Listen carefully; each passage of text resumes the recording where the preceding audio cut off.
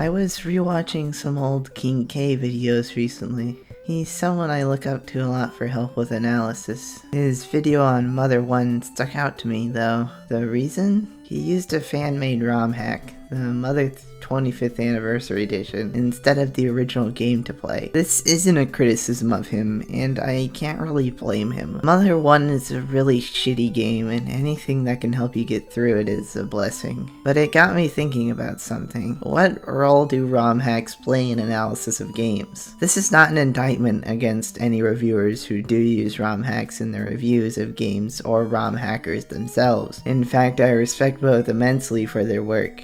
And even if I did take issue with it, the Mother 25th Anniversary Edition is so similar to the original work that it barely matters anyway. It's just that it's a ship of Theseus argument at some point. If you change out a lot of the code and aspects of a game and add a bunch of new ones, is it really the same game anymore? What makes a game fundamentally that game? What does it take for a ROM hack to change for someone to not consider it a review of the same game anymore? Sure, Mother 25th Anniversary Edition seems totally fine to review instead of the original due to how few of its problems it actually fixes, but Final Fantasy XVI Edition probably wouldn't be due to how vast the changes are to that game. The entire plot is completely altered thanks to the new additions. The same can be said of ports of games, though those are officially sanctioned, so they're often considered to be closer to the vision of the creators, even if that's not exactly true all the time. I guess all it really comes down to is how much you care about the original intent of the people who made the game. You can never truly capture the original intent of the people who made the game.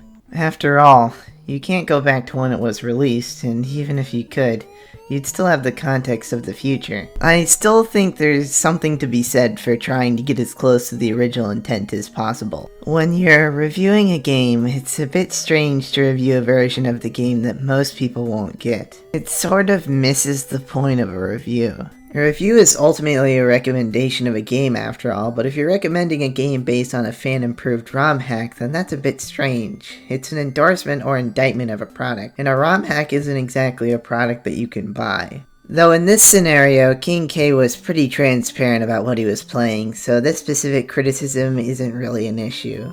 I think the GBA port would have been the better choice to review here, in the case of Mother 1 as an example. It is the most updated official version of the game. But even then, that version adds the easy ring and the weird frame skip running that yes, does look ugly no matter how you slice it. So really, is it even Mother 1 you're reviewing at that point?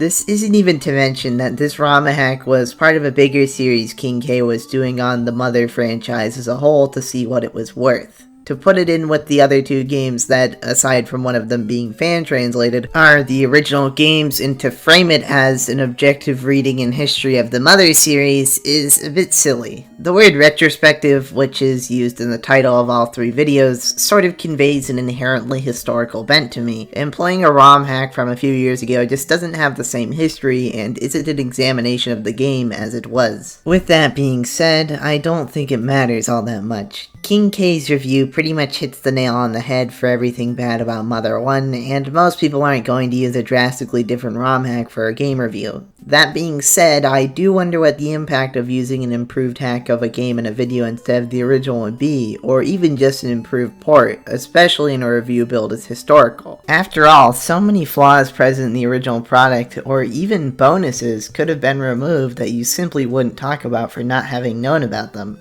It's just not getting the full picture. It's getting a slightly improved version that isn't cohesive with what actually happened. But again, it doesn't matter that much anyway. People can review whatever they want and discuss games however they want. That's how media analysis works. It's about how you feel, not about arbitrary parameters. Thank you for indulging in this weird short video of me thinking about an odd occurrence I took note of. This has been Arcade Gem Lasting, who promises I'm working on bigger projects, signing off. Thank you for watching.